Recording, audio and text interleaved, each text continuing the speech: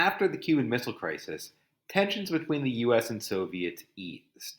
The primary focus of American foreign policy was Vietnam. In 1972, President Nixon implemented a policy of détente, or an easing of tensions with the communist powers. He even visited China and the Soviet Union in 1972. The Strategic Arms Limitation Treaty, or SALT, reduced the nuclear arsenals of the US and Soviets. Things began to change in the late 70s. In Iran, the US backed Shah was overthrown in an Islamic revolution. The new leader, the Ayatollah Khomeini, was anti US. The US lost an ally on the Soviet southern border. In November of 1979, Muslim extremists overran the US Embassy in Tehran and took 52 American hostages. They would be held captive for 440 days. In December of 1979, the Soviets launched an invasion of neighboring Afghanistan. Hoping to shore up the socialist government, the Soviets quickly captured the capital, Kabul.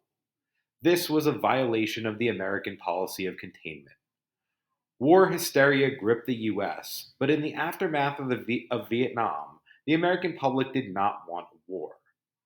Limited in his options, President Carter announced a boycott of the 1980 Summer Olympics in Moscow.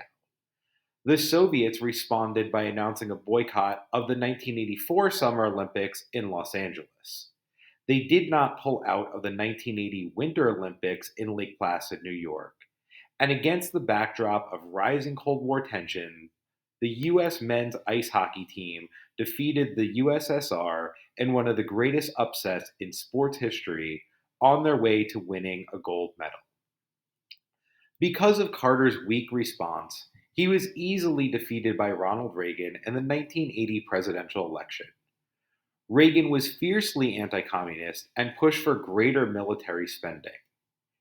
His main program, the Strategic Defense Initiative, was also known as Star Wars, planned for a space-based missile defense system. Meanwhile, the Soviets were struggling to control Afghanistan. Aided by the US, the rebel force known as the Mujahideen put up a fierce resistance to the Soviet occupation. After 9 years of sustaining significant casualties, the Soviets withdrew in 1989. The Soviet economy was also struggling. Shortages and demand for consumer goods created a black market in the USSR. People in Soviet backed countries were growing restless. In 1985, new Soviet Premier Mikhail Gorbachev tried to implement reform programs. Perestroika and Glasnost were aimed at modernizing the Soviet economy and opening up its society. This signaled a shift from hardline communist Soviet doctrine. But for many Soviets, it didn't go far enough, and the reforms did not improve the Soviet economy.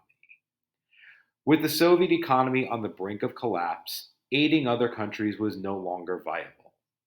The Soviet Union pulled its financial support from the Warsaw Pact nations. Poland and Hungary soon had free elections. Democratic uprisings took place in Czechoslovakia and Romania. When a miscommunication in East Germany led to East Berliners going over the Berlin Wall, the Soviets did nothing. The fall of the Berlin Wall was the symbolic end of the Cold War. By 1991, the nations that had been a part of the USSR declared independence, and Russia returned to its historic borders. Russia implemented democratic reforms in the 1990s and moved closer to the US, but with a faltering economy and diminishing role in the world, turned to ex-KGB agent Vladimir Putin to lead the country. Putin has been in power as president or prime minister since 2000, and tensions have steadily risen. The annexation of Crimea in 2014 and the Russia-Ukraine war has returned US-Russian relations to Cold War levels. The end of the Cold War came as a result of a failed Soviet war in Afghanistan, excessive military spending, and a faltering economy. The collapse of the Soviet Union led to a temporary easing of tensions between Russia and the US. But the rise of Vladimir Putin and the Russia Ukraine war has returned those tensions to Cold War levels.